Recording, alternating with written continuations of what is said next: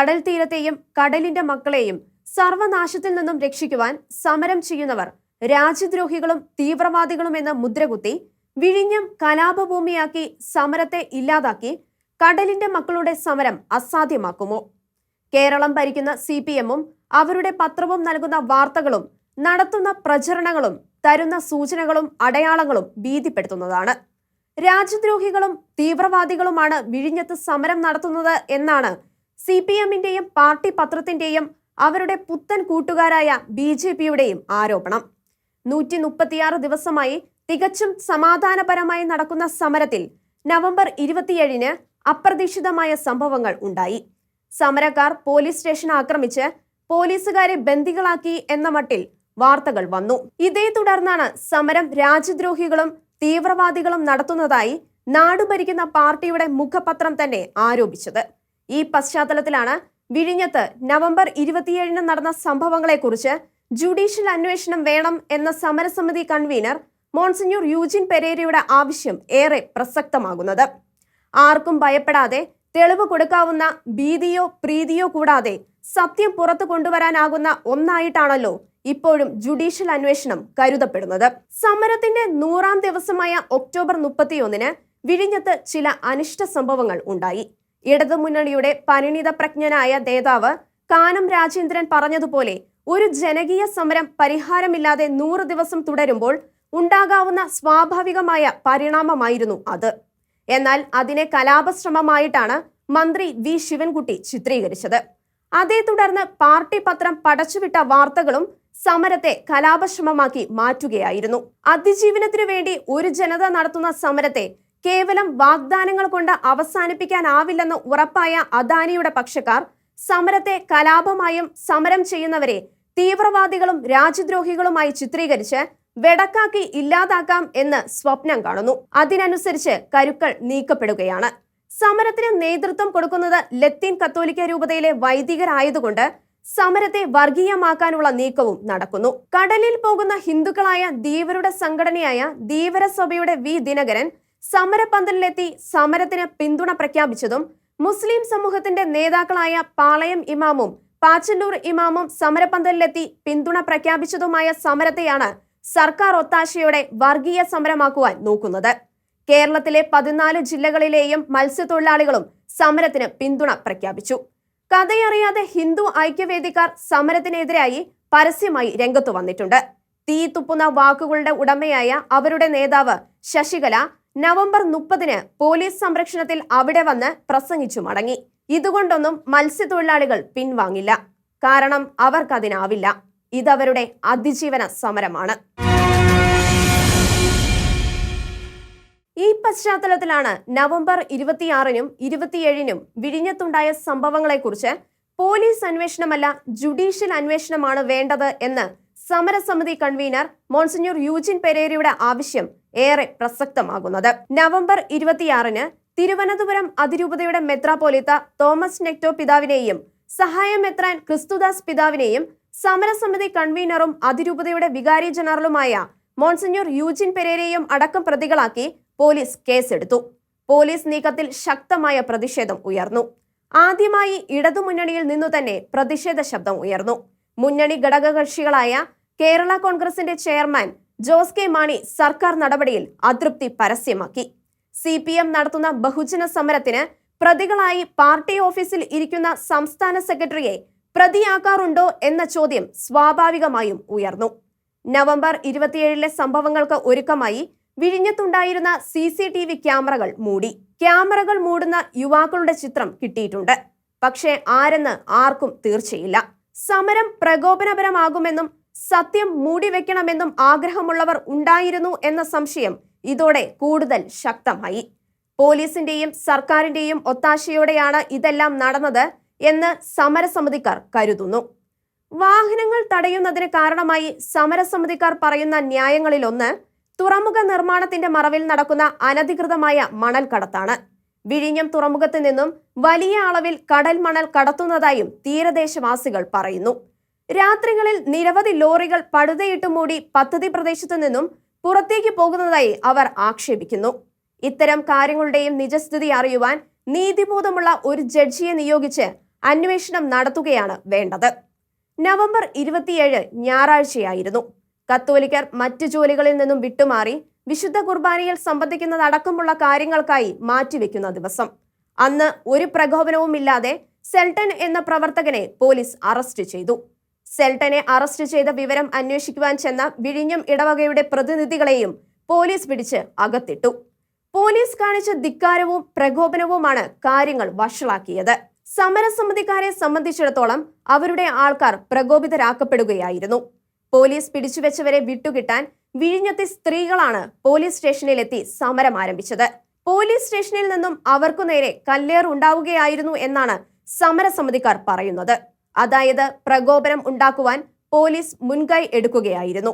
എന്നിട്ടും സമരക്കാരെ സമാധാനിപ്പിച്ചു നിർത്താൻ യൂജിനച്ചനും സഹനേതാക്കൾക്കും സാധിച്ചു. അതുകൊണ്ട് ഈ സംഭവങ്ങളെക്കുറിച്ച് സംസ്ഥാന പോലീസ് അന്വേഷിച്ചാൽ കണ്ടെത്തലുകൾ എന്താവും എന്ന് പറയാനാവില്ല. പോലീസുകാർ പ്രതികളാകുന്ന കേസുകളിൽ സമർപ്പിക്കപ്പെടുന്ന അന്വേഷണ റിപ്പോർട്ടുകൾ ശരിക്കും തമാശകളായി മാറാറുണ്ട്.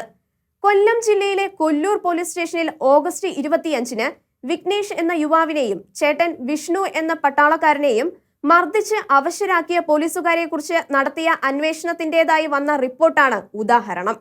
അവരുടെ മർദ്ദനം നടന്നതിന്റെ CCTV ദൃശ്യങ്ങളുണ്ട്. എന്നിട്ടും അന്വേഷണം നടത്തിയ ഉദ്യോഗസ്ഥന് ആരാണ് മർദ്ദിച്ചത് എന്ന് തീർത്തു പറയാനാവുന്നില്ല. അതാണ് കാലം. ഭാരതസേനയിലെ ഉന്നത ഉദ്യോഗസ്ഥർ കേരളത്തിലെ ചീഫ് സെക്രട്ടറിയോടും പോലീസ് DGPയോടും വിശദീകരണം ചോദിച്ചതിനെ തുടർന്ന് നടത്തിയ അന്വേഷണമാണ് ഇത്രയും വിചിത്രമായ നിഗമനത്തിൽ എത്തിച്ചേർന്നത് എന്നതും ഓർക്കണം. മർദ്ദനം നടന്നു, പക്ഷേ ആരാണ് മർദ്ദിച്ചതെന്ന് വ്യക്തമല്ല. അതാണ് നമ്മുടെ പോലീസിന്റെ സത്യസന്ധത.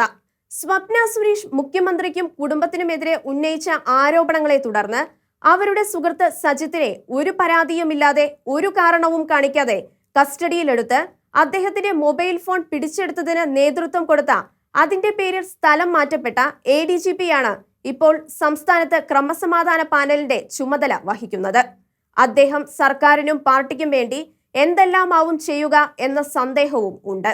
വിഴിഞ്ഞത്ത് നവംബർ 27-ന് നടന്ന അതിക്രമങ്ങളുടെ പിന്നിൽ രാജ്യദ്രോഹികളും തീവ്രവാദികളുമാണ് ഉള്ളതെന്ന സഖാക്കൾ ആരോപിച്ചിരിക്കുന്ന ആക്ഷേപത്തിൽ അദ്ദേഹം വളരെ അർത്ഥഗർഭമായാണ് പ്രതികരിച്ചിരിക്കുന്നത്. കേസ് അന്വേഷണ ചുമതല R നിശാന്തിനിക്ക് നൽകിയിട്ടുണ്ടെങ്കിലും അജിത് കുമാറിനാണല്ലോ മൊത്തം ചുമതല. ആരോപിക്കപ്പെടുന്നത് പോലുള്ള ബന്ധങ്ങൾക്ക് ഇതുവരെ തെളിവൊന്നും കിട്ടിയിട്ടില്ലെന്ന് നിശാന്തിനി പറഞ്ഞിട്ടുണ്ട്. കേരള പോലീസിന്റെ സൂചനകൾ അനുസരിച്ച് അന്വേഷിക്കാനെത്തിയ NIA-കാരും തെളിവൊന്നും ഇല്ലെന്ന് പറഞ്ഞതായാണ് വാർത്ത. ഇനി സർക്കാർ ആഗ്രഹിക്കുന്നതിൽ നിന്നും വ്യത്യസ്തമായ അഭിപ്രായം ഫയലിൽ കുറിച്ചാലോ?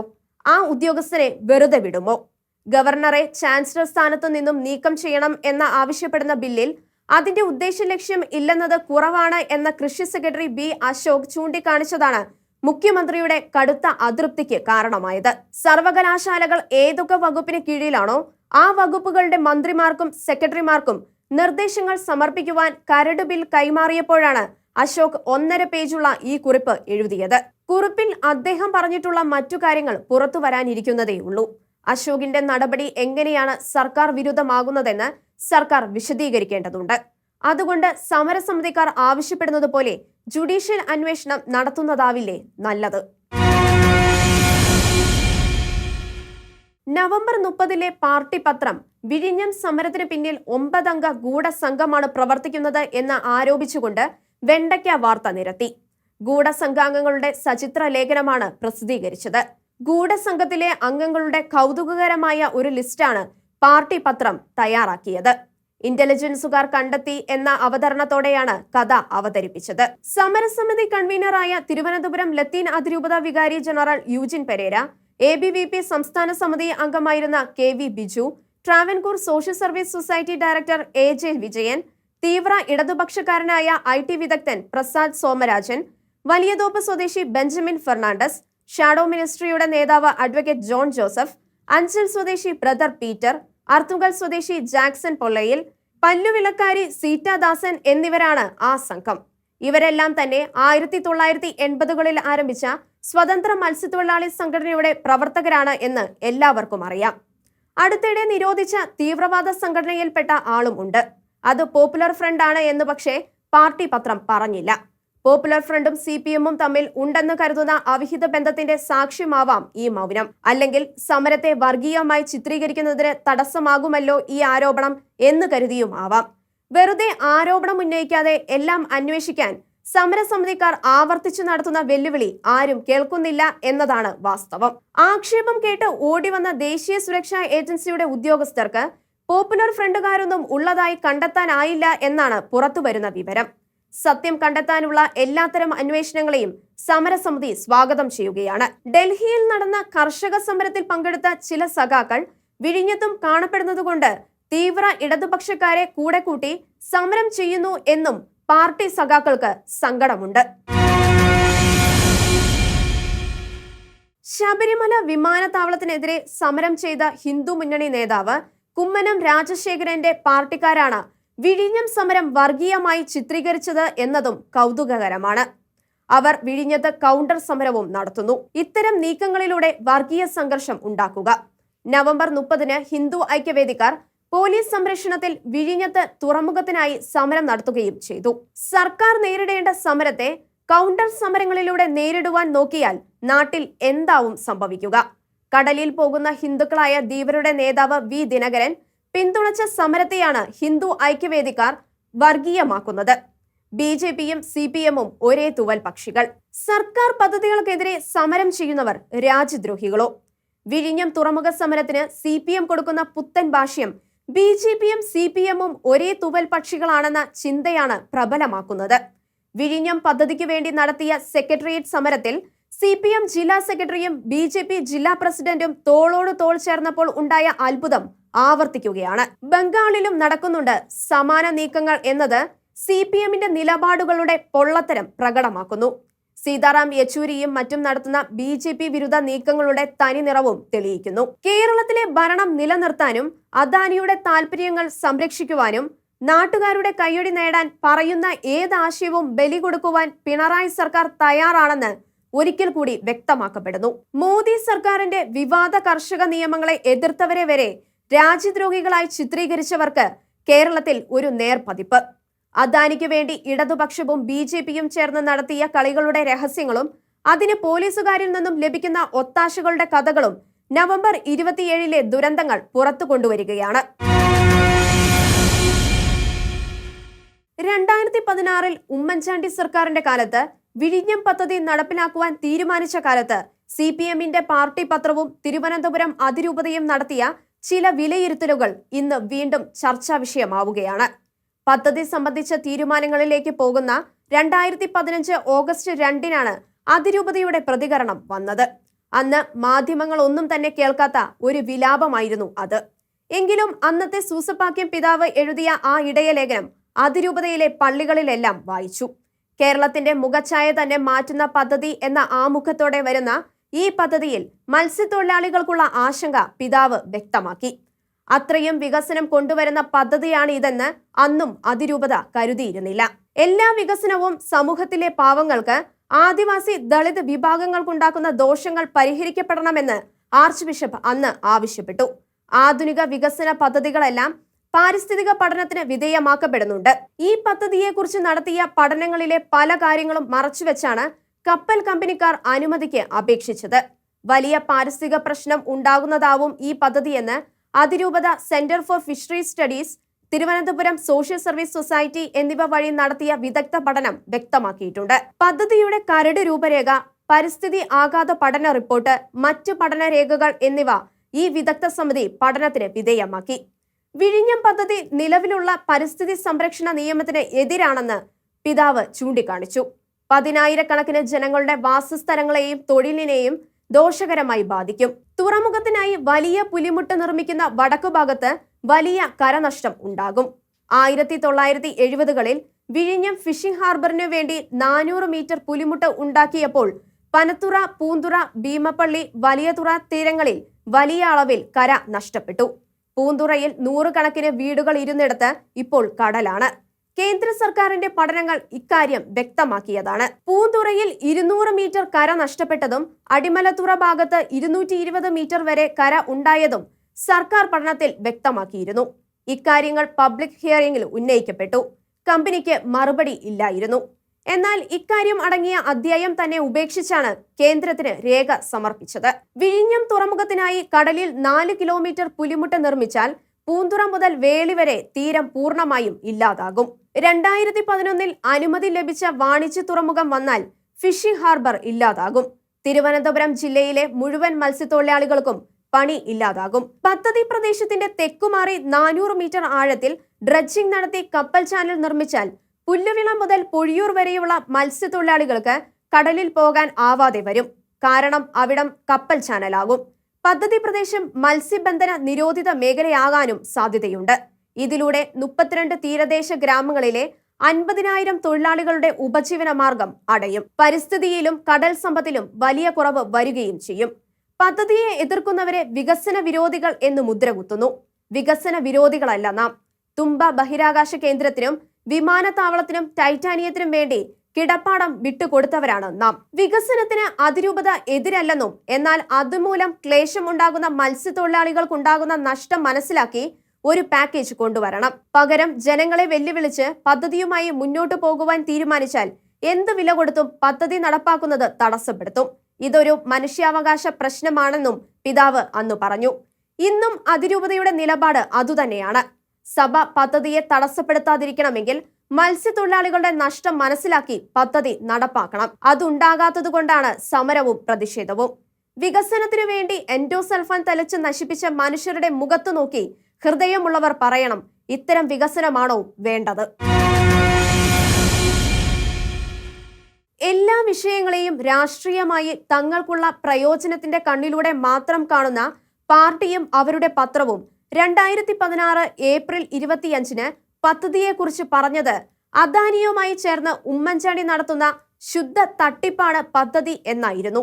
കടൽക്കൊള്ള എന്ന ശീർഷകത്തിൽ പാർട്ടി പത്രം പ്രസിദ്ധീകരിച്ച ലേഖനത്തിൽ മോദിയും ഉമ്മൻചാണ്ടിയും ചേർന്ന് നടത്തുന്ന 5000 കോടി രൂപയുടെ ഭൂമി കൊള്ളയാണ് പദ്ധതി എന്ന് കുറ്റപ്പെടുത്തി. പദ്ധതി ചെലവിന്റെ 2 ഭാഗവും കേരളം വഹിച്ചിട്ടും 60 വർഷത്തേക്ക് സ്വകാര്യ കമ്പനിക്കാണ് തുരമുഖം കൊടുക്കുക.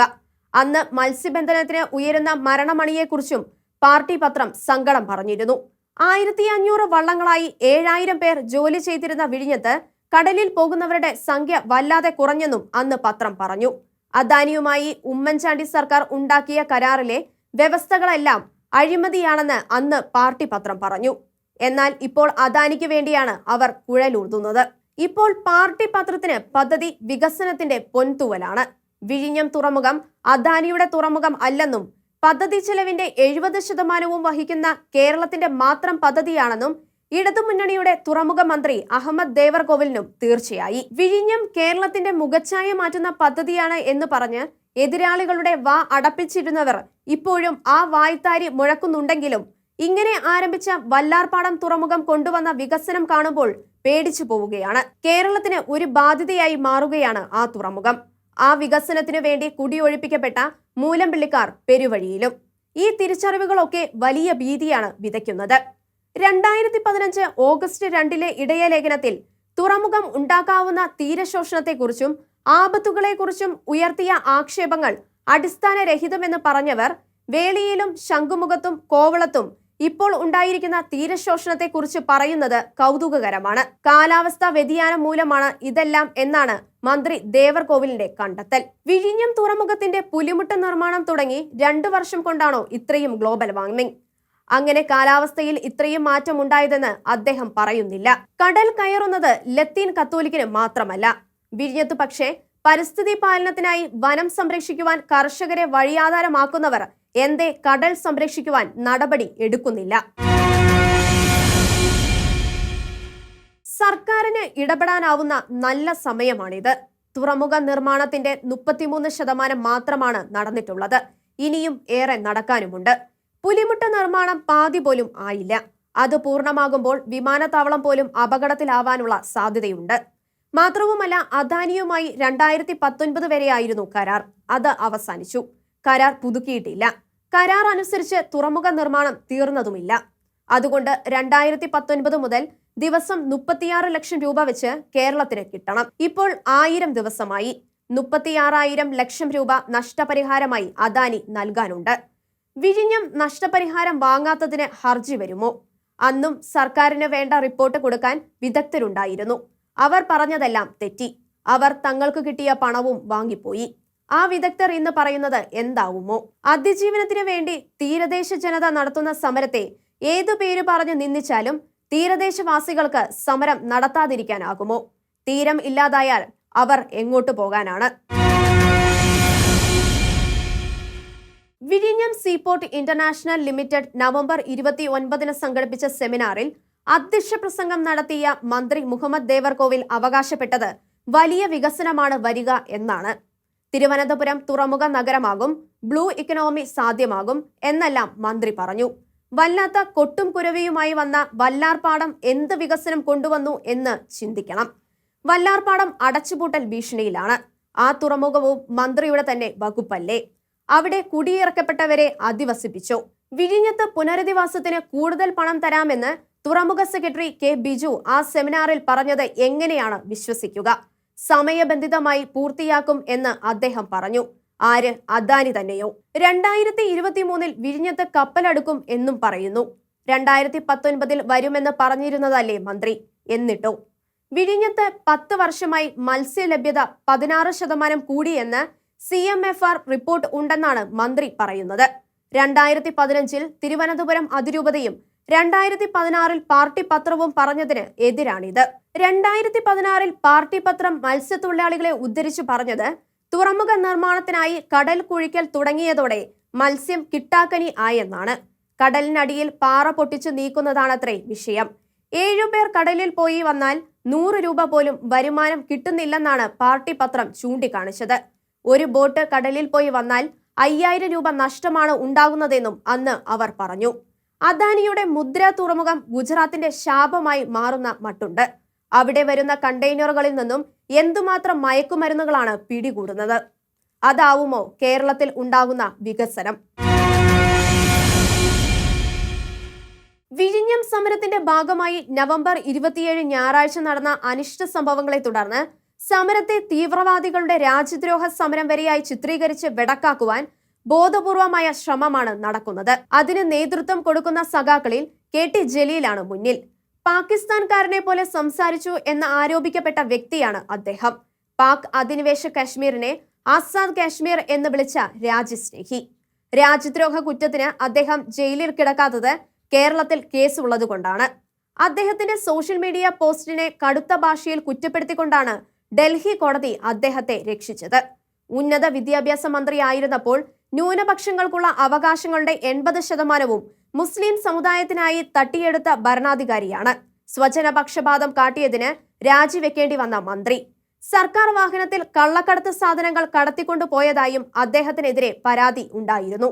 സർക്കാർ ചെലവിൽ ഖുറാൻ വിതരണം ചെയ്തതിൽ ഒരു ദോഷവും കാണാത്ത മതേതരവാദിയുമാണ് അദ്ദേഹം. അദ്ദേഹം മറ്റുള്ളവരെ രാജ്യദ്രോഹികളായും വർഗീയവാദികളായും കാണുന്നത് ആരുടെ കണ്ണിന്റെ മഞ്ഞപ്പിത്തം കൊണ്ടാണെന്ന് വ്യക്തമല്ലേ? സർക്കാർ അവകാശപ്പെടുന്നത് പോലെ സമരസമിതിയുടെ ആവശ്യങ്ങളിൽ സർക്കാർ തീരുമാനമായോ? വിഴിഞ്ഞം തുറമുഖം കാരണമുണ്ടാകുന്ന തീരശോഷണത്തിന് ശാശ്വത പരിഹാരം കാണണം എന്നതായിരുന്നു ആദ്യത്തെ ആവശ്യം. ഇക്കാര്യത്തിൽ സർക്കാർ വ്യക്തമായ ഒരു മറുപടിയും കൊടുത്തിട്ടില്ല. ശാശ്വത പരിഹാരത്തിന് സർക്കാർ തയ്യാറാണത്രേ. ജോസ് കെ മാണി ചൂണ്ടിക്കാണിച്ചതുപോലെ സർക്കാർ മത്സ്യത്തൊഴിലാളികളുടെ ആവശ്യങ്ങൾ നടപ്പാക്കി സമരം അവസാനിപ്പിക്കണം. മത്സ്യത്തൊഴിലാളികൾ ഉന്നയിച്ച 7 ആവശ്യങ്ങളിൽ 6ഉം സർക്കാർ അംഗീകരിച്ചു എന്ന അവകാശവാദം തെറ്റാണ്. സമരസമിതി ചൂണ്ടിക്കാണിക്കുന്നു. അവയിൽ ഒന്നുപോലും പരിഹരിച്ചിട്ടില്ല. മത്സ്യത്തൊഴിലാളികൾക്ക് തമിഴ്നാട്ടിൽ കൊടുക്കുന്നത് പോലെ മണ്ണെണ്ണ സബ്സിഡി കൊടുക്കണമെന്ന ആവശ്യത്തിൽ ഒരു തീരുമാനവും ആയില്ല. മുട്ടാപ്പോക്ക് തടസ്സങ്ങളാണ് പറയുന്നത്. തമിഴ്നാട്ടിൽ 25 രൂപയ്ക്ക് മണ്ണെണ്ണ കിട്ടുന്നു, ഇവിടെ 123 രൂപ. മണ്ണെണ്ണയുടെ വില 46 രൂപയായിരുന്നപ്പോൾ ഉമ്മൻചാണ്ടി സർക്കാർ 25 രൂപ സബ്സിഡി കൊടുത്തു. ഇന്നും ആ തുകയാണ് സബ്സിഡി. മത്സ്യത്തൊഴിലാളികൾക്ക് 25 രൂപയ്ക്ക് മണ്ണെണ്ണ കൊടുക്കണം. പ്രതിപക്ഷ നേതാവ് നിയമസഭയിൽ ആവശ്യപ്പെട്ടതാണിത്. കാലാവസ്ഥാ പ്രവചനം മൂലം കടലിൽ പോകാൻ സാധിക്കാത്ത ദിവസം മിനിമം കൂലി സർക്കാർ കൊടുക്കണമെന്ന ആവശ്യത്തിനും തീരുമാനമായിട്ടില്ല. കടലിലെ പുലിമുട്ട് നിർമ്മാണം മൂലം വീടും സ്ഥലവും നഷ്ടപ്പെട്ടവർക്ക് തത്തുല്യമായ നഷ്ടപരിഹാരം കൊടുത്ത് പുനരധിവസിപ്പിക്കണം എന്ന ആവശ്യത്തിലും തീരുമാനമായില്ല. അവരെ പുനർഗേഹം പദ്ധതിയിൽ ഉൾപ്പെടുത്തി ഫ്ളാറ്റിൽ താമസിപ്പിക്കാമെന്നാണ് സർക്കാർ പറയുന്നത്. അല്ലെങ്കിൽ സ്ഥലം വാങ്ങി വീട് വെക്കുന്നതിന് 10 ലക്ഷം രൂപ കൊടുക്കാമെന്നാണ് പറയുന്നത്. പട്ടയം ഉണ്ടായിരുന്ന സ്ഥലത്തെ വീടുകൾ നഷ്ടപ്പെട്ടവരോടാണ് ഈ വാഗ്ദാനം. 10 ലക്ഷം രൂപ കൊണ്ട് സ്ഥലം വാങ്ങാൻ പോലും കഴിയില്ല. തീരശോഷണം മൂലം ക്യാമ്പിൽ കഴിയുന്നവർക്ക് വീടെടുക്കുന്നതിന് 5500 രൂപ വെച്ച് മാസം കൊടുക്കാം എന്ന് സർക്കാർ പറയുന്നു. ഈ തുക വീടെടുക്കാൻ തികച്ചും അപര്യാപ്തമാണ്. അതുകൊണ്ട് ഈ വാഗ്ദാനം സ്വീകാര്യമല്ല. സർക്കാർ സഹായങ്ങളെല്ലാം മുടങ്ങുന്ന ഇക്കാലത്ത് ഈ വാക്ക് വിശ്വസിച്ച് ക്യാമ്പിൽ നിന്നും മാറിയാൽ എന്താകും അനന്തരഫലം എന്ന് മത്സ്യത്തൊഴിലാളികൾ സംശയിക്കുന്നു.